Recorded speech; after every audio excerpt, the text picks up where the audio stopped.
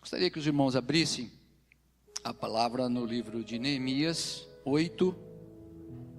Neemias 8, nós vamos ler do 1 até o 12. Neemias 8, de 1 a 12. Em chegando o sétimo mês, e estando os filhos de Israel nas suas cidades, todo o povo se ajuntou como um só homem na praça diante da porta das águas, e deram a Esdras, o escriba, que trouxesse o livro da lei de Moisés, que o Senhor tinha prescrito a Israel. Esdras, o sacerdote, trouxe a lei perante a congregação, tanto de homens como de mulheres, e de todos os que eram capazes de entender o que ouviam. Era o primeiro dia do sétimo mês, e leu o livro diante da praça, que está à fronteira à porta das águas, desde a alva até o meio-dia, perante homens e mulheres, e os que podiam entender, e todo o povo tinha ouvido atentos o livro da lei. Agora os 5. Esdras abriu o livro à vista de todo o povo, porque estava acima dele. Abrindo ele, todo o povo se pôs em pé. Esdras bendisse ao Senhor, e o grande Deus, e todo o povo respondeu, amém, amém. E levantando as mãos, inclinaram-se a adorar o Senhor com o rosto em terra. E Jesua, Bani, Serebias, Jamim, Bade, Hanã, Acude, Sebai, Odias, Massais, Quelita, Azarias, Josebade, Anã, Pelaías e os levitas ensinavam o povo da lei, e o povo estava no seu lugar. Leram o livro da lei de Deus claramente, dando explicações de maneira que entendessem o que liam. Neemias, que era o governador, e Esdras, sacerdote e escriba, e os levitas que ensinavam todo o povo, lhe disseram, este dia é consagrado ao Senhor, o vosso Deus, que pelo que não pranteais nem choreis, porque todo o povo chorava ouvindo a palavra da lei.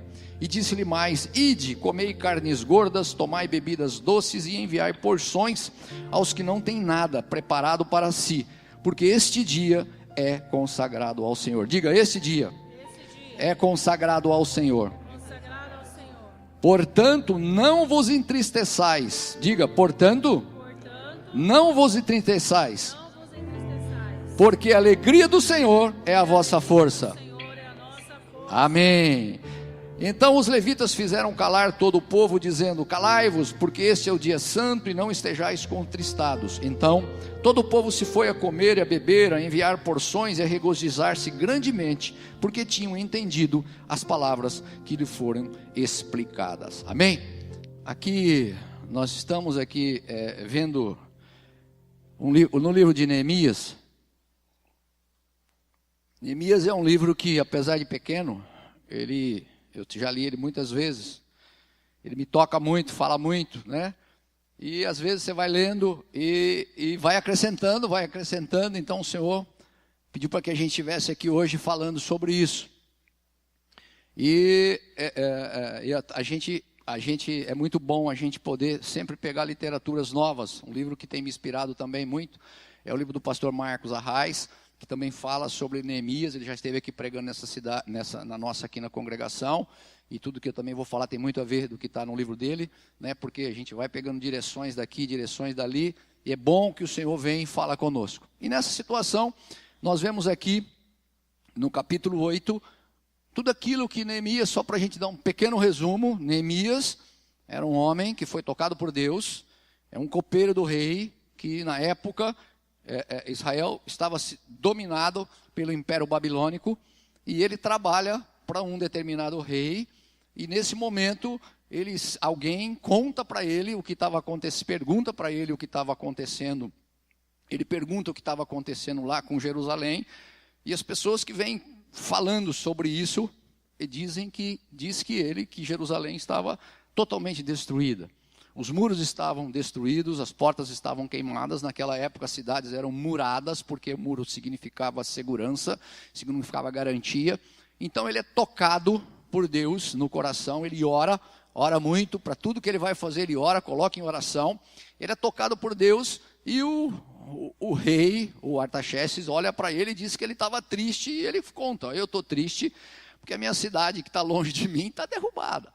Eu estou triste porque os meus antepassados estão passando um apuro. Eu estou triste porque de onde eu vim, hoje já não existe mais nada, está tudo queimado, tudo destruído. E então ele vai, o Artaxerxes dá uma autorização para ele é tocado tremendamente também, a gente crê pelo Espírito, dá uma autorização para ele vai para reconstruir os muros de Jerusalém. E ali é todo um processo muito bom, né, que Deus tem me colocado para falar muito sobre isso na área de gestão. E ele tem uma gestão fabulosa, né? Só que é uma gestão apoiada em oração, apoiada em graça. Eu sei dizer que ele consegue fazer todo o processo e consegue reconstruir as portas. Mas nesse momento, que é no capítulo 8, ele já reconstruiu, e ele olha ali e diz, olha, mesmo reconstruindo, é como se a gente depois transportasse para nosso país, para nossa cidade, e vendo as coisas que estão acontecendo de boa, você percebe as pessoas com as emoções totalmente fragilizadas. Você percebe pessoas brigando no trânsito, você percebe pessoas brigando nos campos de futebol, você percebe pessoas brigando nas instituições, você percebe brigando no nosso Congresso, você percebe pessoas brigando na nossa mídia, você percebe tudo, que todas as pessoas estão tremendamente estressadas pelo momento em que o país vem passando, e eles não eram diferentes. O país estava passando por um momento de muita dificuldade, e apesar de tudo isso, chega aquele momento, ele diz, olha, não sei como fazer. Então nós vemos ali que logo no comecinho, você vê uma outra figura no livro de Neemias, que chama Esdras, lendo o livro da lei, depois de acabar de recompor tudo, porque ele diz, olha, nós precisamos recompor uma outra parte do povo. A parte física está recomposta, né? A parte de proteção está recomposta, mas falta uma outra parte do povo, ou seja, falta a parte espiritual. O povo continuava triste, o povo continuava chorando, lógico que eles tinham se arrependido, mas o povo continuava com muita tristeza, muito desanimado. E é o que você percebe hoje na nossa sociedade. Quero fazer uma transposição para cá, não é? A gente sente isso com muita clareza. Esdras havia ido antes para preparar o templo, não é? Dá mais ou menos uma diferença de 13 anos. Esdras foi em 458 a.C. e depois Neemias vai em 445 a.C. Esdras, pelo menos não fala aqui nos estudos que eu fiz, mas pelo menos teoricamente era um pouquinho mais velho do que Neemias. Ele vai antes e está preparando. Quando chega ali, ele chama Esdras, por quê? Porque Esdras era o sacerdote, era aquele que verdadeiramente falava da palavra, era o escriba também, acertava as coisas como se fosse um escrivão hoje, né? Ou um misto de escrivão e advogado, mas era muito reconhecido na época. Então ali tinha esses dois homens, ele vem e começa a falar com o povo, ele vem e começa a colocar com o povo, mas mesmo falando naquele momento, lendo a palavra, o povo se arrependendo, a gente vê que as emoções, que são as válvulas, né, de escape de cada um, que regulam nossas reações e as nossas circunstâncias que nós enfrentamos, nós vamos ver o povo chorando, nós vamos ver o povo muito triste, nós vamos ver o povo dependendo, mais uma vez, como se tudo tivesse destruído. Então, meus irmãos, diante de situações extremas, nós às vezes perdemos as rédeas das coisas, nós nos tornamos escravos dos nossos sentimentos, e hoje o Senhor me levou a falar sobre emoções equilibradas. Como equilibrar as nossas emoções diante de tremendas circunstâncias no nosso país, no nosso dia a dia, na nossa vida secular? Como? Como a gente equilibrar as nossas emoções? Como isso pode ver diante de todas as situações? Diz lá em Provérbios 25, 28, que como uma cidade derribada, que não tem muros, assim é um homem que não tem domínio próprio. Então nós temos visto coisas acontecer, e você diz, Senhor, o que tem acontecido? O que está acontecendo? A pessoa, às vezes, você olha na televisão, o sujeito vai num campo de futebol, e ele acha que ele está indo para uma praça de guerra. Ele acha que ele tem que massacrar o outro, não é só ganhar no futebol. Ele acha que também, além de ganhar no futebol, ele tem que ferir o outro, matar o outro. O sujeito vai no campo de futebol, vai haver um jogo, e ele fica tão preocupado em ganhar o jogo, que ele acha que se ele for no hotel do outro time e não deixar os jogadores dormir, ele tem direito de invadir aquele espaço, tem direito de soltar bomba, tem direito de invadir o hall do hotel, ele tem direito de enfrentar os seguranças. Por quê? Porque a emoção dele está tão aflorada que ele acha que é na força dele, no braço dele, que ele vai conseguir que o time ganhe aquela partida. Quando o futebol é só um jogo, é só futebol, não é guerra. As emoções estão afloradas, as emoções estão desequilibradas. Aqui não era diferente, eles estavam aflorando, desequilibrando. E a gente, então, como nós estamos reagindo diante das pressões da vida? Como nós estamos, muitas vezes, cauterizados? E como nós estamos reagindo diante da nossa raiva? Como nós estamos reagindo diante do nosso rancor? Como nós estamos reagindo diante da nossa indignação, diante da nossa tristeza, diante do nosso remorso? Apesar do arrependimento que houve ali, todos nós aqui, se estamos aqui, a grande maioria já aceitou Jesus. A grande maioria já se arrependeu. A grande maioria, maciça maioria aqui do nosso povo. E a gente tem visto isso. No nosso meio, tem visto isso no meio da sociedade. Não é? Mesmo já arrependido, mesmo sabendo o que Jesus fez na cruz, mesmo sabendo tudo que nós podemos contar, a gente tem reagido de uma forma muito, muito, muito imatura diante dos acontecimentos. Então, o que fazer, né, diante de tudo isso? Como fazer diante de tudo isso? Essa convivência constante com a degradação, com o desgosto, com a injustiça, tem cauterizado as nossas emoções. Né? Muitas vezes a gente vê políticos, pessoas que fazem alguma coisa, e a gente olha e diz, puxa, é pouco, né, o que está acontecendo. Eu vejo algumas mensagens nas mídias eletrônicas em que as pessoas estão com ódio um do outro. Existe uma divisão, existe uma polarização no nosso país em que um tem ódio do outro. Um que é contra um determinado candidato, o outro que é a favor, um odeia o outro no que ele escreve, no que ele fala. As nossas emoções estão sendo dominadas por algo que não vem de Deus, com certeza. Por algo que não está na palavra. Por algo que não tem caracterizado. Então nós vamos tentar aqui, não é? Tentar aqui verificar se a gente consegue colocar lá o que Eclesiastes 3:4 diz, que há tempo para todas as coisas, amém? Gente, o tempo de chorar já passou. Amém? Diga, o tempo de chorar já passou. Amém? Eu já acreditei, eu já creio em Deus, eu já estou numa nova fase. Nós estamos numa nova fase no nosso país, você vê o povo, ô vida, ô céus, ô tristeza. Não, o tempo de chorar já passou. Eu acho que a gente tem que dar um novo up, nós temos que dar uma nova direção para o que nós pensamos, o que nós imaginamos. Por isso que essas emoções equilibradas é aquilo que Deus fez. Ainda esses dias nós saímos de férias, e lá de férias eu ouvi a palavra que o pastor Wilson deu, que ele falava sobre trazer à memória aquilo que dá esperança, que também fala em Eclesiastes. Né? E às vezes a gente se esquece disso, a gente não está trazendo essa memória. Então como nós podemos equilibrar?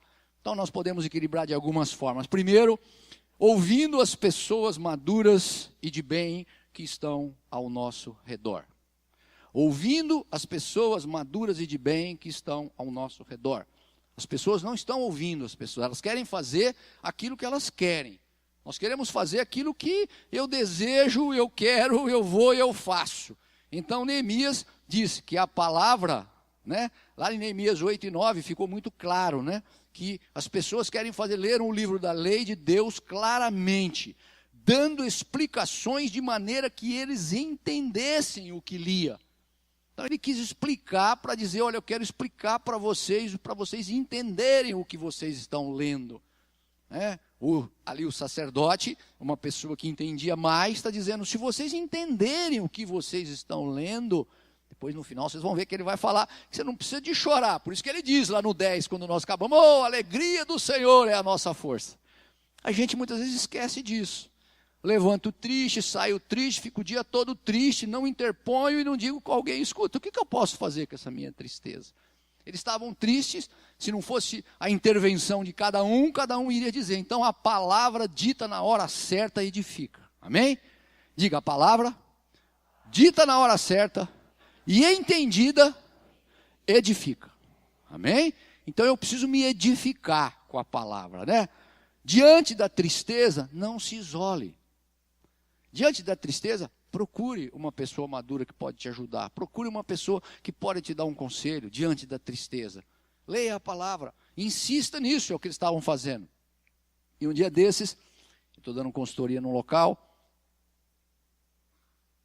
e eu tenho uma jovem que trabalha comigo, uma arquiteta, é uma jovem, e eu percebi ela triste, né? Assim, triste, porque teve um problema. Amém, ela teve uma decepção amorosa, já namorava há algum tempo, e eu quis perguntar para ela o que as emoções dela estavam levando, já que a coisa que aconteceu não era uma coisa simples, mesmo namorando há muito tempo, se ela tinha convicção, né? Eu tinha que tentar passar para ela, se ela tinha convicção que o namoro é um cursinho que você está fazendo, para verdadeiro Deus está mostrando alguma coisa, para você verdadeiramente galgar a maior posição, que eu acho, a maior decisão que você toma na sua vida, que é o casamento. Eu disse, olha, você está fazendo um cursinho para tomar a maior decisão, falo isso para os meus filhos, desde quando eles eram pequenininhos, ó, a decisão mais importante que você vai tomar na tua vida é ou com quem você vai casar. Por quê? Porque isso quando você estuda, você é uma profissão, você muda, você faz um MBA, você muda o que você quiser. Quando você compra uma casa, você não gostou, você vende e compra outra coisa. Quando você troca o carro, não gostei, vou lá, troco o modelo. Quando você decide, que colégio vai estudar, não gostou, você vai lá, troca o colégio. Agora, o casamento é para a sua vida toda e tem consequências. Amém? Tem consequências para o resto da vida.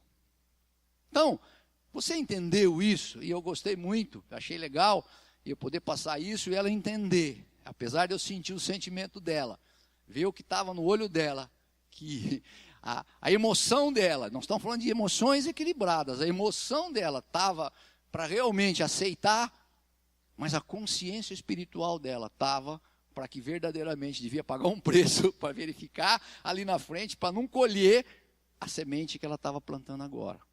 Que semente? O que Deus mostrou para ela?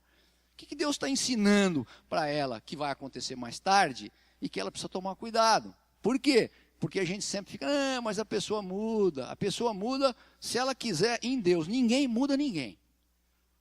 Ninguém muda ninguém. A pessoa muda em Deus internamente de dentro para fora. De fora para dentro ninguém muda ninguém. Então você fica sempre achando que vai mudar as pessoas, vai mudar as pessoas, vai mudar as pessoas e as coisas não acontecem. Então é interessante entender o que Deus tem e quando as pessoas, você está sentindo muita tristeza, quando você está desequilibrado, ouça as outras pessoas, pessoas maduras, pessoas de bem, pessoas que estão ao seu redor. Isso vai te ajudar a você equilibrar suas emoções. Portanto, Deus é o Deus que fala e Deus é o Deus que fala através do meu próximo. Amém? Diga após mim, o meu Deus é o Deus que também fala através do meu próximo. Amém? É uma palavra, uma pessoa. Amém? Número 2, não entre no caminho da punição e autocomiseração.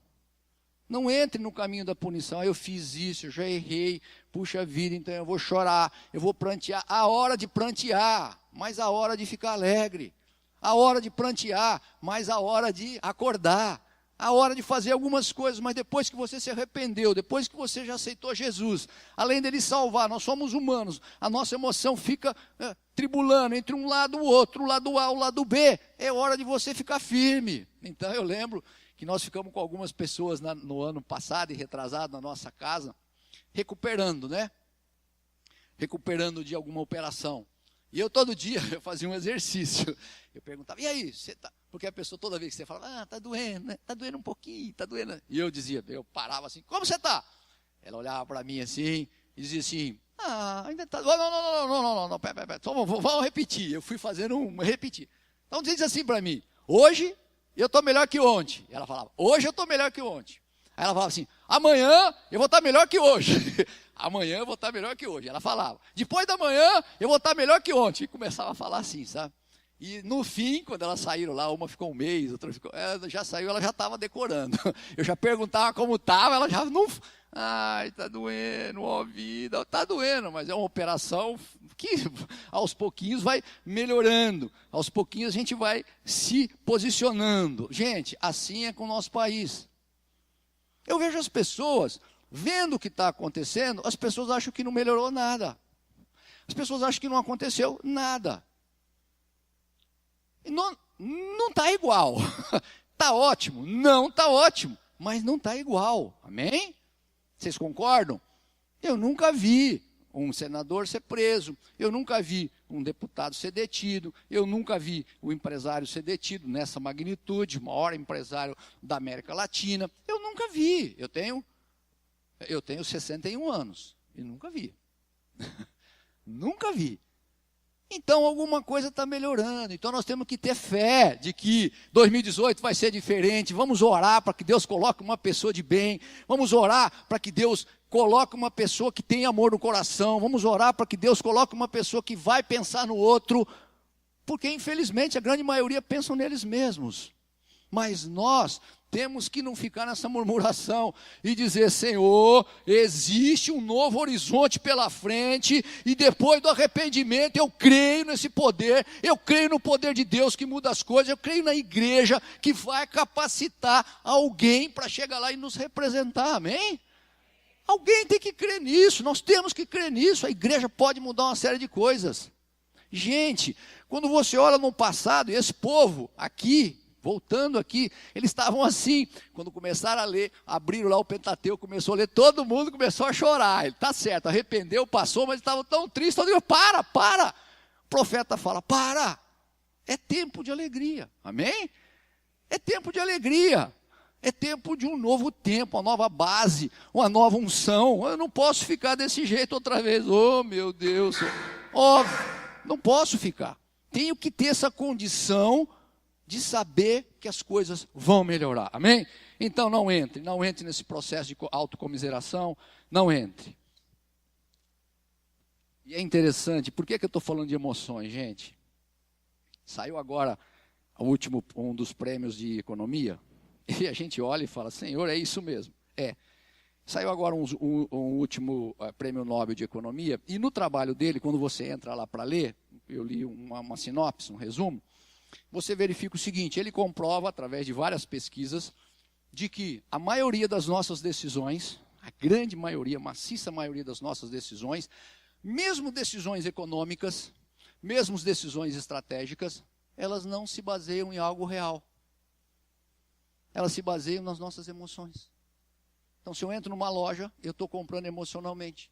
Se eu compro um carro, eu estou comprando emocionalmente. Se eu troco a casa, eu estou trocando emocionalmente. A grande maioria das pesquisas indicam. Se nós não tivermos as nossas emoções equilibradas, nós vamos decidir desequilibradamente, amém? Nós vamos decidir de uma forma em que não vai levar ao melhor resultado, porque nós não somos seres lógicos. O ser humano é um ser ilógico. E por que nós estamos dizendo isso? Se eu aceitei a Jesus, ele veio fazer morada em mim, eu tenho o Espírito é que me dá a lógica do sentido de vida, amém? O Espírito me dá a lógica do domínio próprio que eu não tenho, o Espírito me dá a lógica da benignidade que eu não tenho por mim mesmo, o Espírito me dá a lógica da paciência que eu não tenho, a lógica do amor, a lógica da alegria que eu tenho que ter, porque esse Espírito é um Espírito da graça, é o Espírito da bênção, é o Espírito que permeia todas as coisas, amém? Então que cada um de nós tenha essa consciência, porque isso é que vai nos levar para um lugar ou para outro, amém? A gente tem essa consciência. Ponto número 3, perceber. Então nós falamos que a gente deve procurar outras pessoas, falamos que a gente não deve ficar choramingando, e falamos que a gente deve perceber a necessidade do outro no mundo, que o mundo não gira em torno de nós mesmos, amém? Diga, o mundo não gira em torno de nós mesmos. Às vezes a gente fica naquele invólucro achando que o nosso problema é o maior problema do mundo, e de que minha autossuficiência vai me levar a algum lugar, e de que eu verdadeiramente sou uma pessoa que posso todas as coisas. Eu tive que trabalhar muito na minha vida nessa área aqui, quando eu aceitei Jesus. Então você vai ver lá no versículo 10, ele deixa muito claro sobre isso. Ele diz assim, disse-lhe mais, ide, comei carnes gordas, tomai bebidas doces, enviais porções aos que não têm nada preparado para si. Enviais porções aos que não têm preparados nada para si. Quando você ajuda o outro e você está triste, e você começa a conversar com o outro às vezes para dar um atendimento, você vê que o teu problema é muito pequeno. Você vê que o teu problema é ínfimo. Você vê que o teu problema não é nada diante do problema de outras pessoas. E isso Deus te dá força, olha e fala, puxa, mesmo, fiz alguma coisa por alguém e entendi o que isso possa acontecer, as minhas convicções mudaram. E eu estava lendo, eu gosto muito de ler essas histórias e coisas, esses dias, eu estava vendo um resuminho sobre o Sylvester Stallone, o Rocky Balboa. Quando ele estava fazendo lá o coisa, ele fez aquele, todo mundo aqui já assistiu alguma coisa, né? Você deve ter assistido, você gosta de luta, você assistiu. O Isaías deve gostar. Mas aí ele vem, ele diz o seguinte, ele falou, olha, você sabe que eu vim numa sequência, quando eu fiz o primeiro roteiro, ele disse, né, que aceitou Jesus num determinado período, e que ele tinha uma consciência, né, errada sobre a vida dele. Então os primeiros roteiros, tanto que ele termina no último, mostrando que verdadeiramente ele dependia de outras pessoas. Ele tinha autossuficiência dentro dele como algo muito forte. Ele achava que ele era autossuficiente, ele achava que ele podia todas as coisas. Né? Mas quando Jesus veio, ele deixou claro, e ele disse, ele declara literalmente, ele tem uma convicção, nós precisamos de Deus e de outras pessoas. Amém? Então, quando eu tenho a convicção que eu preciso de Deus e de outras pessoas, isso vai me ajudar a minha emoção, porque eu sei que eu posso contar com Deus infinito, amém? E sei que posso contar com as pessoas que estão à minha volta. Então, as minhas emoções não podem me levar a achar que eu vou resolver tudo sozinho, porque isso me constrange, isso me deixa triste, porque a gente, por a gente mesmo, nas nossas emoções, sabe que não pode fazer, amém? Sabe que não pode. Então, a fé em Jesus deu o início dele nessa convicção de que ele precisava de outras pessoas. Primeiro ele precisava de Deus e precisava de outras pessoas. Amém? Mudou o foco, mudou o roteiro, mudou a forma, porque aí ele entendeu, olha, eu por mim mesmo não vou chegar a lugar nenhum, vou ficar sempre nessa mesmice, alegria e tristeza, alegria e tristeza, alegria e tristeza.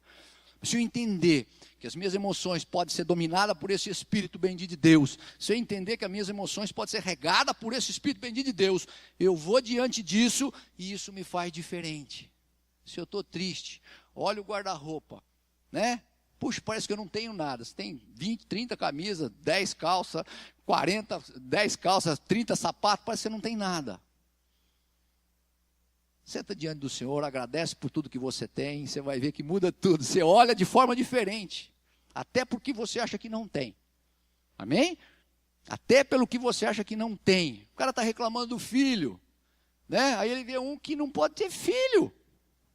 Ele diz, Senhor, obrigado, Pai, obrigado por esse custo, obrigado por esse trabalho, obrigado por...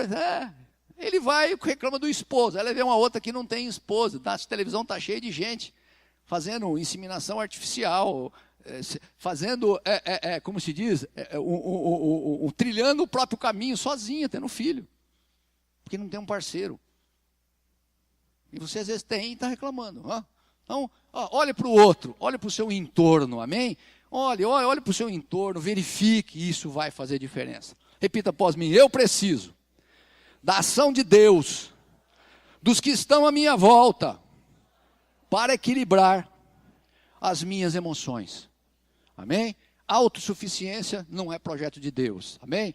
Quarto, estamos acabando, consagre e ofereça a Deus as suas emoções. Consagre e ofereça a Deus as suas emoções. Ainda no versículo 10, ele vem e diz, comei carnes gordas, tomai bebidas doces, enviai porções aos que têm nada preparado para si. Por quê? Este dia é consagrado ao nosso Senhor, portanto, não vos entristeçais. Amém? Quando você levanta, está vendo, está chuvoso o dia, está sol, está alegria, está tristeza, Senhor, eu consagro esse dia a Ti, portanto, eu não vou me entristecer, olha que sol, olha que chuva, olha que tempo, olha que nuvem, se tem nuvem, e vai agradecendo, amém? Porque quando chove dá para agradecer pela chuva, quando tem sol dá para agradecer pelo sol, quando não tem nada, só tem vapor, dá para agradecer pelo vapor, porque o Deus é o Deus que fez todas as coisas, amém? Olhe de forma diferente, encare de forma diferente, e as suas emoções vai te dominar. É mesmo, eu vou sair daqui diferente. Amém? Eu vou sair daqui diferente, porque eu posso fazer isso. E Deus é o Deus que faz. O Espírito Santo é o Espírito que faz. Amém? E a gente olha e fala, Senhor, o que eu posso fazer? Gente, consagre e ofereça a Deus suas emoções. As nossas emoções nos confundem. Pega as estatísticas. 63% das famílias brasileiras estão endividadas. É triste, mas estão. Estão. Dados Serasa, dados 63% das famílias brasileiras estão endividadas. Você olha e vai verificar os motivos. E os motivos, na pesquisa, não é o que você ganha, é a forma com que você gasta. É louco, né? Mas é assim que funciona.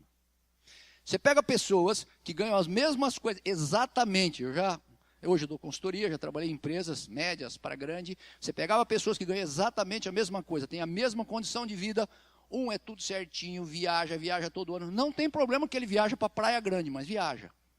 Amém? Não tem problema. Mas ele viaja, está tudo em dia, tudo bonitinho, tudo certinho. O outro não consegue pagar o aluguel. Mas espera, o cara ganha a mesma coisa, tem o mesmo número de filhos, então eu sempre fiz essa estatística. Então 63%. Aí você pergunta, por que isso? Porque as nossas emoções estão desequilibradas. Eu compro um carro não pensando na minha necessidade, eu compro um carro comprando no meu vizinho, preocupado com o meu vizinho, ou quem vai ver eu dentro do carro. Espera, um dia desse para um jovem, ele me pergunta, olha, eu vou fazer uma compra, tá bom, traz aí o carro que você vai comprar, perfeito. Eu quero o carro com isso, legal, você está numa outra fase, eu acho que você tem que comprar sim, tem que ter ar, tal, direção, bonito, tem que ter isso, tem que ter isso, tem que ter isso, tem isso aqui. Eu fiz ele ver, escuta, tudo que você tem nesse carro, que custa 100 e pouco, será que você não vai achar num carro que custa 50 e pouco? E ele começou a acordar, falou, é verdade. Porque eu preciso. O que a tua emoção está te levando a fazer? Ah, de repente, eu já sei, tua namorada tem um que custa 100 e pouco, você quer o que custa 100 e pouco. Será que não é isso? Será que é? Será que não é? Vai, passa um mês, retorna para mim. Achei o de 50 e pouco. Amém, toca o pau. Simplesmente ele deixou de gastar 60 mil reais. Porque a emoção dele ia levar para um lugar que não era o que ele precisava. É o que ele queria, a vontade que ele queria. Mas Deus te determinou que era isso? Não era isso. Não é isso. A tua emoção te desequilibra. Você faz coisas, nós fazemos coisas que Deus olha e fala assim, olha o que aquele sujeito está fazendo. Já fez. Amém? Aí, eu pego uma entrevista em que uma mãe diz assim, tá saindo, vem um repórter e diz para ela assim, minha senhora, estou vendo a senhora aqui na rua e tal. A senhora já não, o que a senhora vai fazer com o seu 13º? A senhora tem alguma dívida? Eu falei, tenho, a dívida é pequena, mas eu tenho. Perguntou, o que a senhora vai fazer com o seu 13º? Ela disse, eu queria fazer uma coisa, acertar minhas coisas, mas eu não vou conseguir. E ele disse, por que a senhora não vai conseguir? Ela disse, porque quando eu entro com a minha menina dentro da loja, eu não consigo dizer não a ela. Eu te pergunto, o que é isso? Emoções desequilibradas. O que é isso? Quer dizer então que uma menina de 5, 6, 7 anos manda no meu orçamento, porque se eu disser não, ela não vai me amar. Amém? Ela não vai gostar de mim. Ela vai ficar frustrada. É por causa de crianças que não são frustradas que nós estamos com a sociedade onde nós estamos. Amém? Emoção pura. Só emoção. Só emoção. Aí ela vai e canta aquela música do Roberto Carlos. O importante é que emoções eu vivi. Não vale. Só vale para a música. Só vale para o amor. Fica vivendo emoções para você ver. Importante, você vai ver para onde você vai. Amém? A música é bonita, adoro essa música. Mas só música. Não viva isso no seu dia a dia. Uma criança de 6, 7 anos não pode dominar o orçamento de uma família. Onde nós estamos? Emoções. Emoções desequilibradas. Emoções desequilibradas. Então, nós estamos falando de equilíbrio, de emoções equilibradas. Emoções equilibradas, eu centro em Deus, pergunto para o meu espírito, e espírito me dá graça para eu poder falar com essa criança, eu possa tocar no coração dela, e ela vai entender que se eu der um carrão, ou se eu der um carrinho, o papai e a mamãe estão dando com amor. Se eu der um bichão, ou se eu der um bichinho, o papai e a mamãe vai estar dando com amor. Se eu der uma roupona de marca, ou uma roupinha com uma etiquetinha, ela não vai entender o que ela está verdadeiramente ganhando. Quem entende, e as emoções que estão desequilibradas são os pais. Ela não sabe se é da Nike ou se é do Tico-Tico. Ela não sabe se é da Under Armour, ou se é do Zé da Esquina. Ela não sabe. ela não sabe. E a gente está agindo dessa forma. A sociedade está caminhando dessa forma.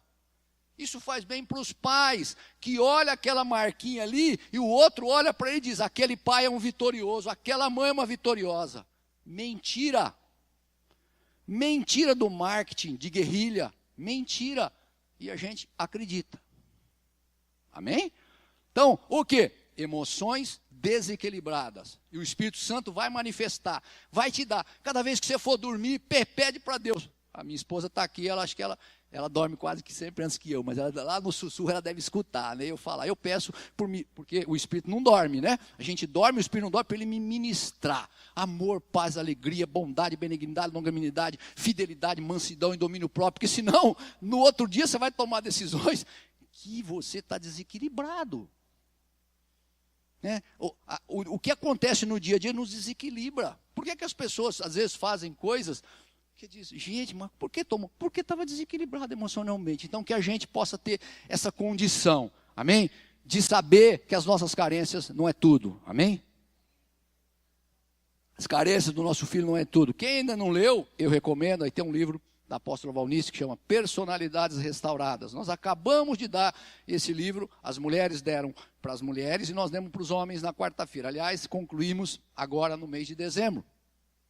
Vai mostrar as nossas fragilidades, aonde a gente toca, a gente não toca. É um livro que pode mudar a sua vida, como mudou a minha vida já há alguns anos atrás e hoje continua mudando cada vez que eu leio. Amém? Então, que Deus possa te dar essa graça, que Deus possa te entender, consagre e ofereça as suas emoções a Deus, amém? Repita após mim, eu consagro minhas carências e fragilidades ao Senhor e ao Espírito Santo, que determinará a direção correta e ideal que eu devo tomar, amém? Finalizando, saiba, ponto número 5, que a verdadeira fonte da nossa alegria é do Senhor, amém? A verdadeira fonte da nossa alegria é do Senhor, por isso que ele vem aqui e diz, Senhor, não entristeçais, não dizeis, porque, Senhor, este dia é consagrado ao nosso Senhor, portanto, não vos entristeçais, porque a alegria do Senhor é a vossa força, amém? Diga, a alegria do Senhor é a minha força. Gente, não adianta ter conta em banco sem a alegria do Senhor, não adianta você ir viajar sem a alegria do Senhor, não adianta. Pode falar o que quiser. Nós fomos viajar há uma semana e meia atrás, a gente estava lá, aquele marzão bonito, né, aquele marzão lindo, aquele azul diferente do Caribe, aquela coisa maravilhosa. E eu olhava aquilo ali e falava, Senhor, você fez tudo isso, né?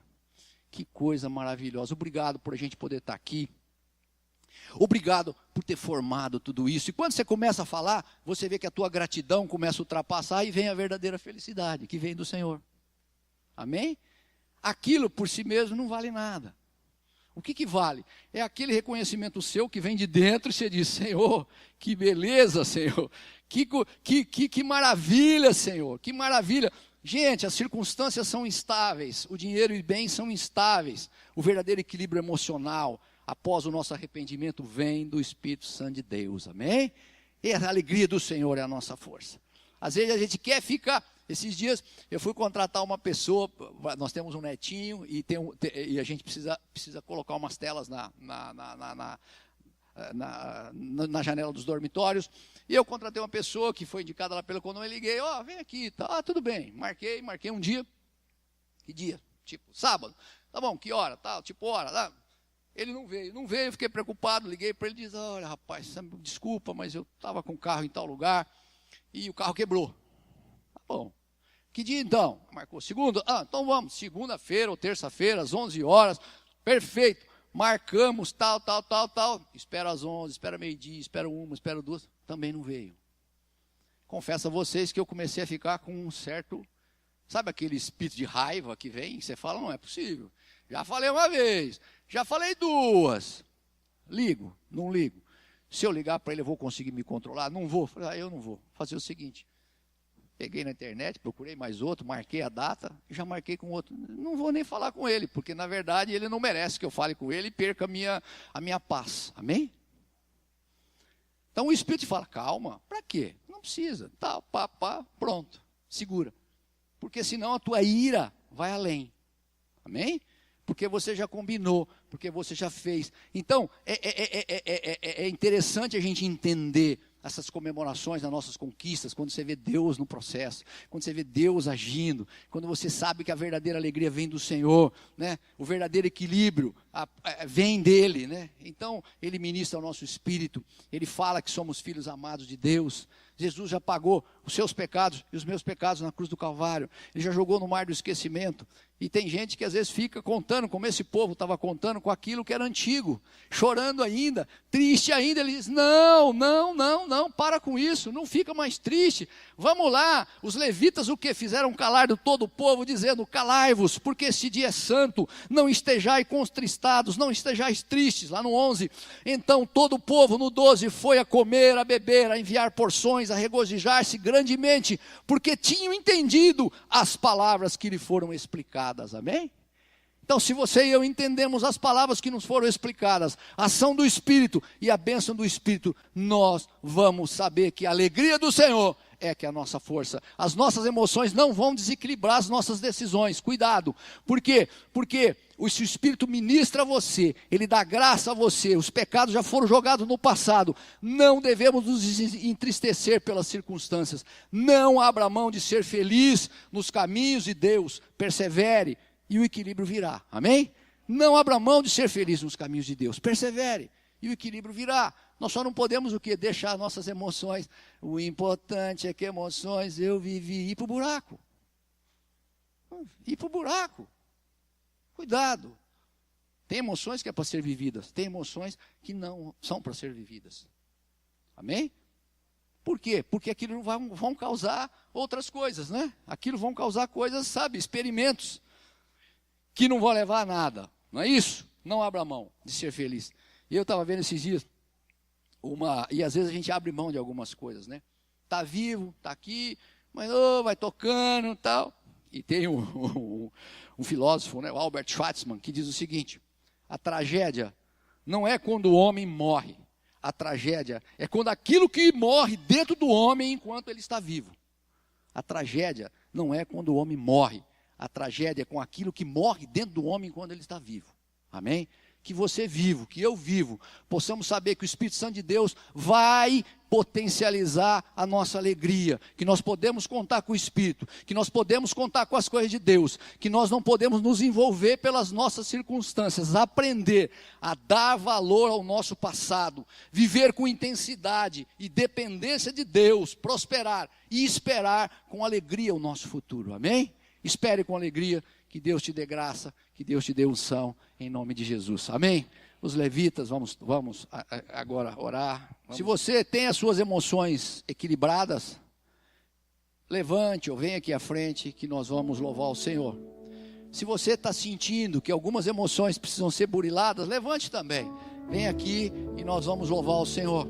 Se você está sentindo que falta um pouquinho de gás, né, para que as suas emoções possam transpor muitas vezes os seus sentimentos, vem até aqui também. Nós vamos louvar o Senhor e nós vamos agradecer ao Senhor por tudo que Ele tem feito, tudo que Ele tem realizado. E com certeza as nossas emoções serão balizadas pelo Espírito bendito. Aleluia. Glória a Deus, Senhor. Põe a mão no seu coração, vamos orar. Pai, nós te agradecemos por esse dia. Nós sabemos, ó Pai, que Tu és, como diz essa música, o meu escudo, o nosso escudo, a nossa força, Pai. E que no tempo de tribulação nós possamos encaminhar, equilibrar as nossas emoções em direção ao Teu Espírito, sabendo que a força vem de Ti, sabendo, ó Pai, que a paciência vem de Ti, sabendo que o domínio próprio vem de Ti, sabendo, Senhor, no Teu nome, na Tua autoridade, que a alegria vem de Ti, Senhor, porque nós cremos no poder da Tua palavra. Dai-nos força, Pai, para que nós consigamos, Senhor, ouvir as pessoas maduras que estão ao nosso redor, para que nós possamos, ó Pai, não entrar nos caminhos da punição, da autocomiseração, para que nós possamos, ó Pai, no Teu nome e na Tua unção, perceber a necessidade de que o mundo não gira em torno de nós.